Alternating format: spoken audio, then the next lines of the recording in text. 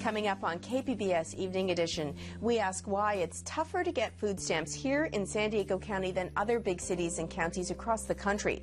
The unexpected answer tonight at the Roundtable. And the head of the Marine Corps is joining the fray over a controversial photo of Camp Pendleton Marines. KPBS Evening Edition starts now.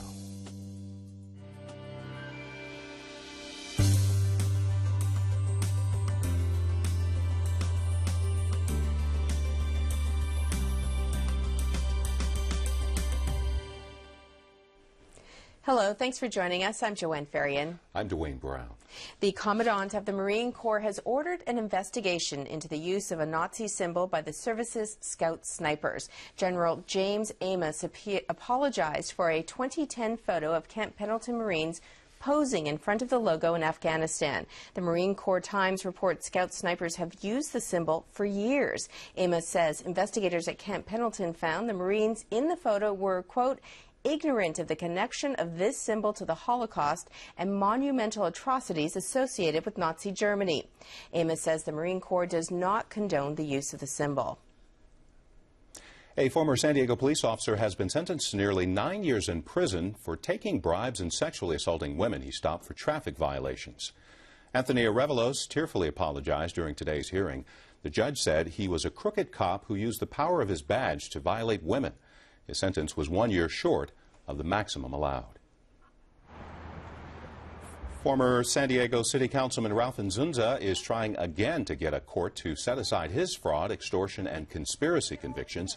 If he can't get that, he wants his 21-month sentence reduced. Inzunza has already started serving his prison time. His lawyer says his rights were violated when the court refused immunity for a defense witness. Democrats are out in force in San Diego this weekend for the statewide annual party convention. KPBS reporter Allison St. John was there today. Allison, tell us who's at this convention and whether or not they're backing any San Diego candidates in the upcoming election.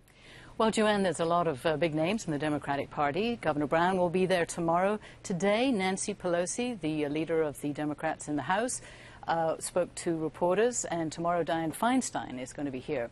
Now, the race in San Diego that they're almost interested in right now is the 52nd Congressional, which is the one that Bill Bray is currently holds the seat. There are two Democrats running for that race. There's Laurie Saldana, former Assemblywoman, and Scott Peters, who is a former City Council president and currently on the port. Now, the question is, which of those candidates, which of those Democrats might the party support? The process is that if delegates from their district, if one of them gets 60% of their votes, then the state party will endorse one of those two candidates, and they'll vote tomorrow, and the outcome will be released on Sunday. However, Nancy Pelosi did say today that the national party is not going to throw its weight behind either of those candidates until after the voters have had their say in June. Okay, KPBS reporter Allison St. John. San Diego County's largest school district isn't wasting any time in dealing with the possibility of more budget cuts from the state. A tentative contract agreement has been reached between San Diego Unified and its Police Officers Association. They provide security to about 50 schools along with year-round video surveillance. The deal calls for a 6% salary reduction beginning July 1st and cuts to medical benefits for officers and their families. The group's president says that means $500 to $600 less a month for his family. I have a family member who's unable to work full-time until she heals. And I have a child who's going through chemo for a cancer. So taking a hit, it will hit my family very hard. But myself and my fellow members also understand that we also need to protect the public. An executive with the Parent Teachers Association, or PTA, says that's just one solution to the problem. But let's get real. We all know that a statewide solution is needed. The PTA is hoping to get a measure on the June ballot to invest $10 billion a year into student education. The district is still negotiating with teachers, office workers, bus drivers, and administrators, trying to get similar contract concessions before March 15th. This week, we told you about problems with a county phone system designed to help people apply for food stamps. Apparently, it keeps hanging up on callers. Tonight, Joanne speaks to the head of the department at the Evening Edition Roundtable. An independent report found a county phone line is dropping 5 out of 6 calls, essentially hanging up on people 350,000 times a month. Joining me are Nick Machione, Director of San Diego's Health and Human Services Agency, and Sandra McBrayer, who is with the Children's Initiative, a group that produces a yearly report card on the health and safety of children and families. It also tracks food participation rates, food stamp participation rates. Thank you both for being here. Pleasure. Nick, I want to begin with you and talk about this report. How long has this phone service been in use, and when did you first learn that it was hanging up on people? Well, the Access Center, as we refer to it, is an ability for anyone to call into without going in physically to a family resource center to access information and to start the eligibility process for public assistance, be it not just for food stamps, which we call CalFresh, but Medi-Cal, Welfare to Work, or Medi-Cal in terms of health insurance. We have started this initiative for about the last 2 years, we embarked on, and we saw the need, and hearing from the community the importance of being able to call in and not necessarily having to go to a physical site. So for 2 years, has it been hanging up on people? No, we started the project for about 2 years ago when we began the planning of what might it look like, what is Access Center.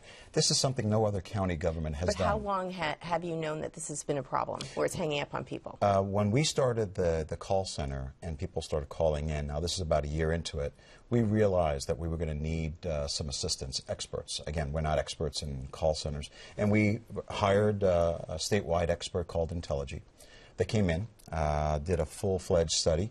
This also came as a result of one of the recommendations that one of our advisory boards did with community participation. And that started about February last year. We completed the study, and a number of recommendations were laid out, and we began to implement those recommendations. One of them is hiring more people so they can answer this phone. Have you hired more people?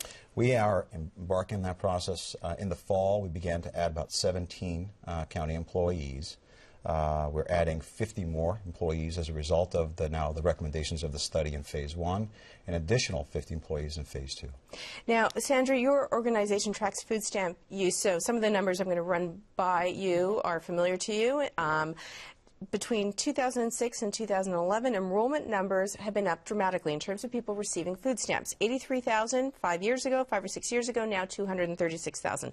But, here's the big but, participation rate is still the lowest out of 22 large metropolitan areas studied by a national think tank. 40%. So in other words, 40% of the people eligible, according to this national think tank, are actually getting food stamps here in San Diego County.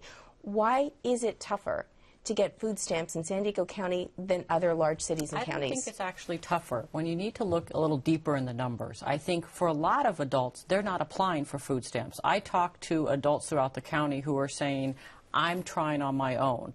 When you look at the numbers and you dig deeper into the numbers, in San Diego County, and let me just use an example, there's about 136,000 kids who live in poverty at the federal rate. And of those, 127,000 currently have food stamps. So with families with kids, they're accessing food stamps. And so when we want more to, because obviously more kids in poverty as the economic crisis continues. But as you dig deeper, you're seeing that there are some people who are choosing not to, and others who are saying, you know, and like on the unemployment, they're saying, I'm still not eligible for food stamps. I have to tell you, I've been covering this issue for a long time. We've interviewed a number of people who've gone through this process, and these stories are not new to you. I know that, Nick, where people say that whether they're being hung up on, whether they're in a lineup for hours, whether it's the questions that they're asked or how they're being treated, I think when people at home hear you say they're choosing not to, there are going to be a lot of people who are very angry saying, no, it's the way that I'm treated when I try to. It is a difficult process, and I think the county has taken incredible steps. They've heard over years that there is a difficult process. I mean, that's part of how Access started, where parents were saying, I can't afford to take off and find a babysitter and stand in line. So the county has implemented a whole lot of systems in place, from electronic signatures to video conferencing, trying to say to parents and families, how do we make it easier? That's part of what this study was about. So I want to ask you, Nick, now when it comes to hiring more people, you know too that KPBS looked at budgets for the past several years for the County Board of Supervisors. What are they spending their money on? They have consistently reduced spending on health and human services, yet at the same time increase spending in other areas, specifically public safety. Do you have the budget? Are you getting the money you need to hire the people so that people get this benefit? Excellent question. I think, and we have unequivocally been reducing the budget.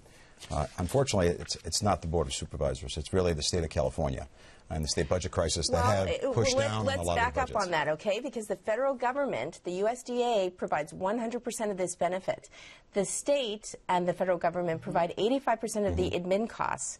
The county is only responsible for 15% of the admin cost. And as demand increases, we also know that the state it doesn't increase the per applicant fee, but it gives you money every time you sign someone up. So how do we blame this on the state? For the last 12 years, the state has given no increases for the administration of these programs. Right, but they do increase when demand goes up. They haven't increased the per application fee that you receive. Well, the struggle all counties have, I will tell you, and talking with my colleagues, is that the state of California does not give adequate resources for the administration.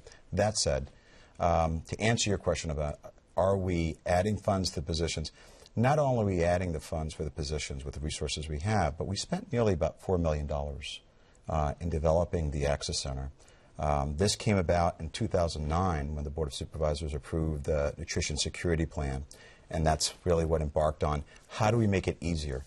How do we work with all our partners and make it easier for the applicants to call in? So there has been a conscious investment in this program. I think that we do care about getting to families. I think the numbers indicate, as you pointed out, there are some families that are not choosing to apply, but it's not for the lack that they don't know about the program or if they don't want to go to a welfare office to call in. Okay.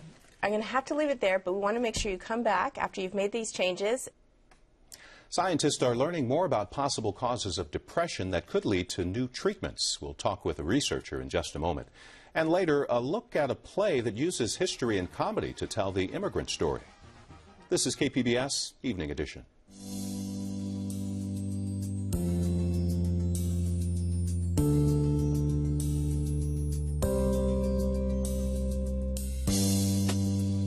Tonight on KPBS. At 8, it's PBS's longest-running public affairs series, featuring Washington's top journalists analyzing the week's news. Washington Week, with host Gwen Eiffel. Then at 8:30, Need to Know is News, covering 5 primary beats: the economy, the environment and energy, health, security, and culture. Then at 9, some call it Iraq's My Lai, as Frontline cuts through the fog of war to reveal what happened in Haditha, Iraq. That's tonight on KPBS. I'm Ray Suarez. On the next news hour, Margaret Warner reports on Italy's financial woes, plus the analysis of Shields and Brooks. That's Friday on the PBS NewsHour.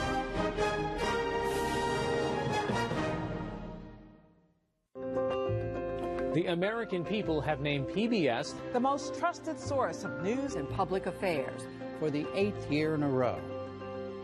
Trust. The American people have spoken. Thank you.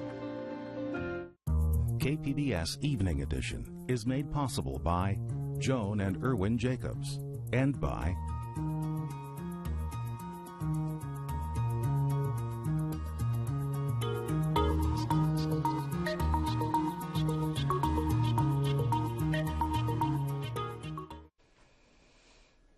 Federal regulators are blaming workers at the San Onofre nuclear power plant for an ammonia leak last fall. It set off an emergency alert. The Nuclear Regulatory Commission says plant employees did not recognize degraded equipment and fix it. Southern California Edison says it's taken corrective action. You might have heard NPR's series last week on a new drug being used to treat depression. It's called ketamine and can almost instantly relieve symptoms of depression. The effectiveness of the experimental treatment also suggests that long-held beliefs about what causes depression may no longer be true.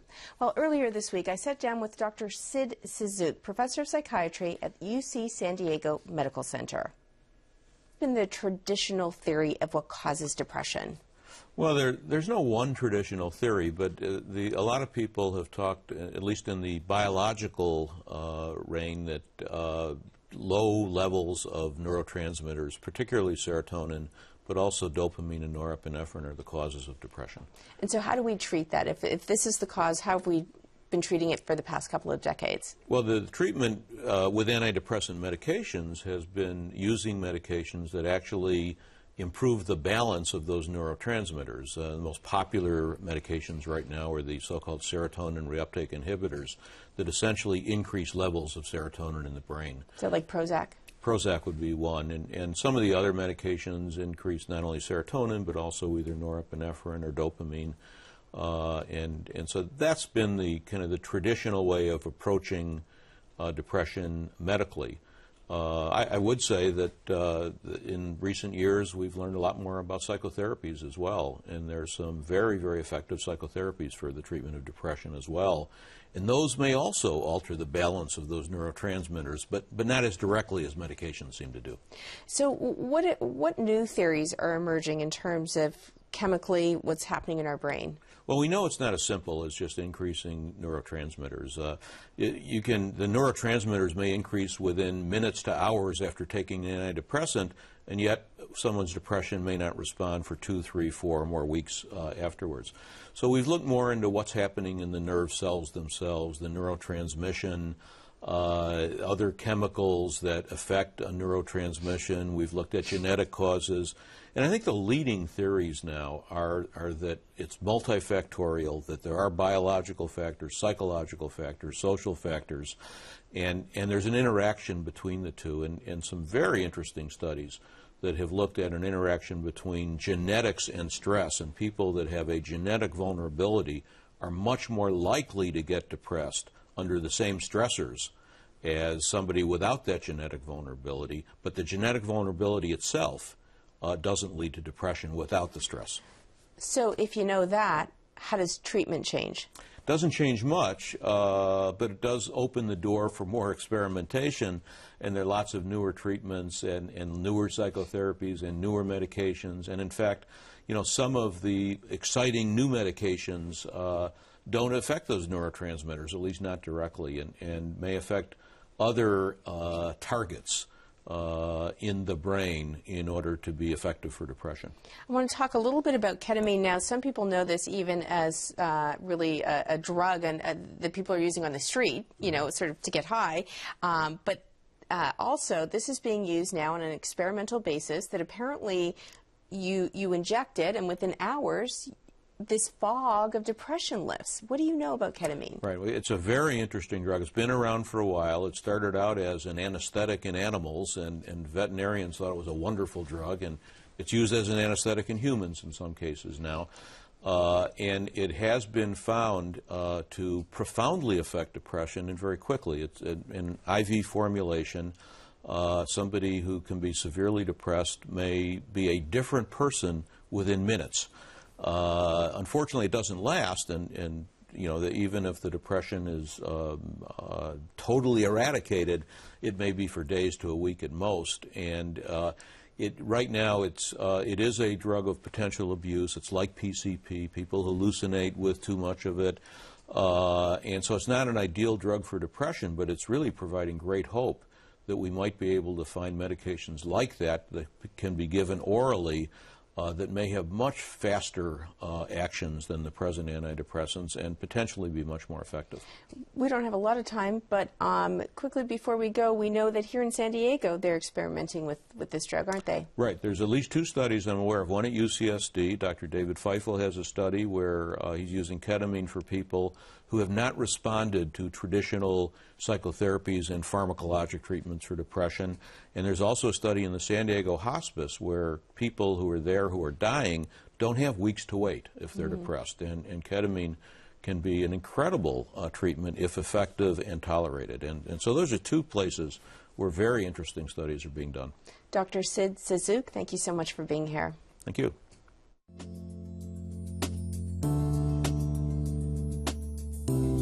After the Civil War, black Southerners were not yet free. Free black people could be just picked up and put in jail. They said, if I don't go to work, they'll put me in the river down there. The shameful history of slavery by another name. Slavery by Another Name, Monday at 9 on KPBS. Because of our members, it's possible for everyone around us to discover something new every day, right here on KPBS. And in doing so, our members make this a better and stronger community. Thanks for your support.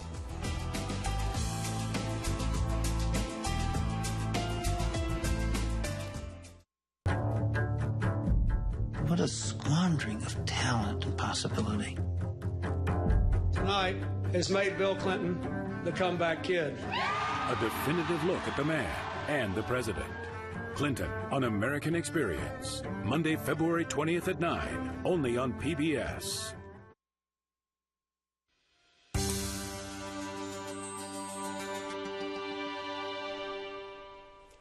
Culture Clash, the Latino performance troupe known for both its comic chops and social commentary, returns to La Jolla Playhouse with a new play, American Night, The Ballad of Juan Jose.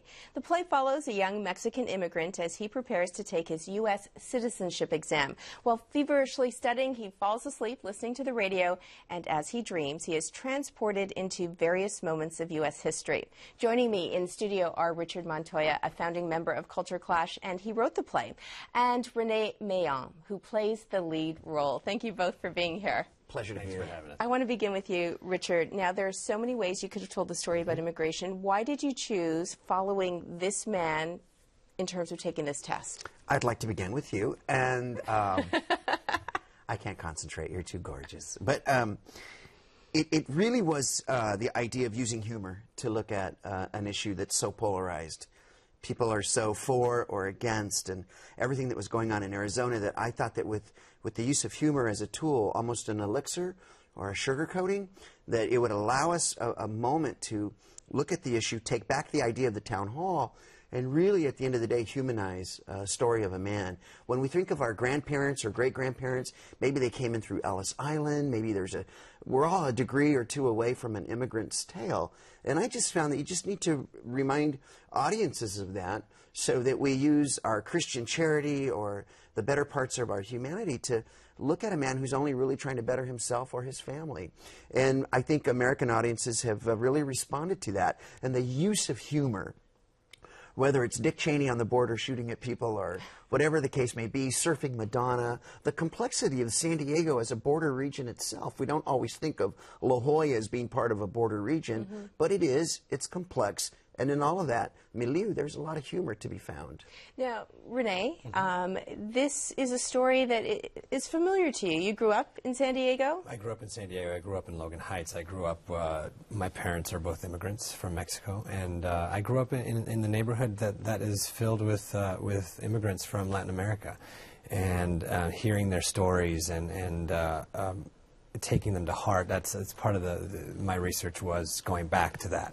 And going back to these stories that I heard, and just hearing even people that just had recently had crossed the border, and giving them water, giving them food, and not asking any questions. Just here you go, doing that in the neighborhood as well. So is that what attracted you to this role as well? Yeah, I mean, right from the get-go, I heard that it was about a guy an immigrant who was studying to take this test and going through American history. I'm a big history fan myself, and it was just, yeah, I mean, absolutely, and to work with Culture Clash. I've been wanting to work with them my entire career. So.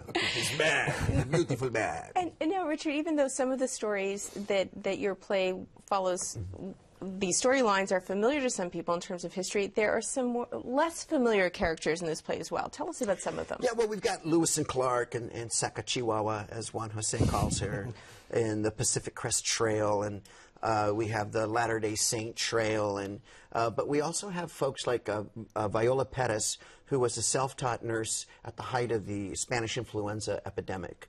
We're in West Texas, 1918. The skirmish line of Villa and Zapata's Revolutionary Army is exploding.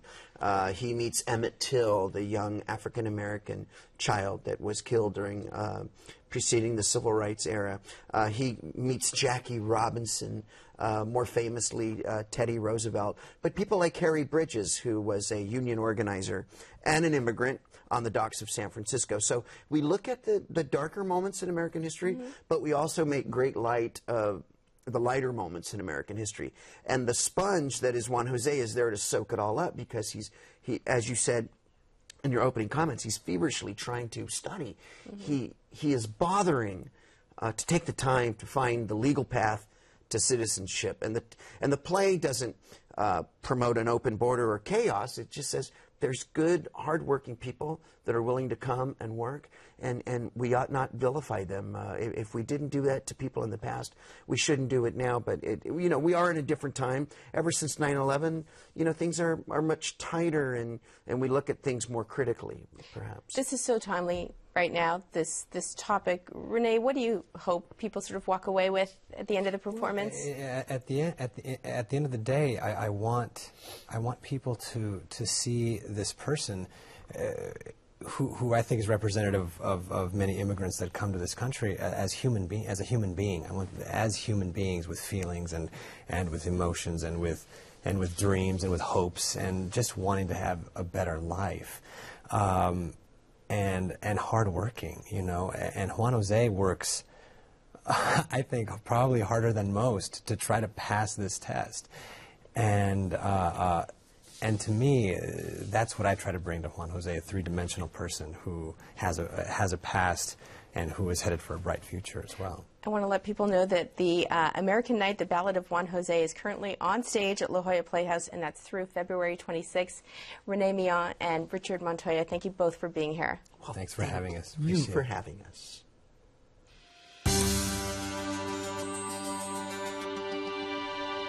Tonight in the public square, more feedback about the effort to remove traffic from Balboa Park. Jarvis Ross has some concerns about the $25 million pledge from philanthropist Irwin Jacobs to pay for a large portion of the project. He writes, "This is a clear-cut case of money buying its way and ignoring both the public and the Department of Interior's guidelines for historical preservation." Well, you can weigh in on this conversation by following us on Twitter, liking us on Facebook, and of course, I always love to hear from you, so email me, jfarian@kpbs.org. And now we're going to go back to the news desk where Dwayne has a recap of tonight's top stories. The Commandant of the Marine Corps has ordered an investigation into use of a Nazi symbol by Marine Scout snipers. The order comes after a photo hit the internet showing Camp Pendleton Marines posing in front of that symbol.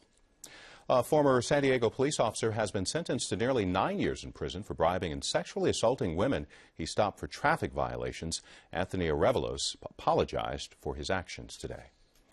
You can watch and comment on any of the stories you saw tonight on our website, kpbs.org/Evening Edition. Thank you so much for watching. You have a great weekend. We leave you with a look at a cooler forecast.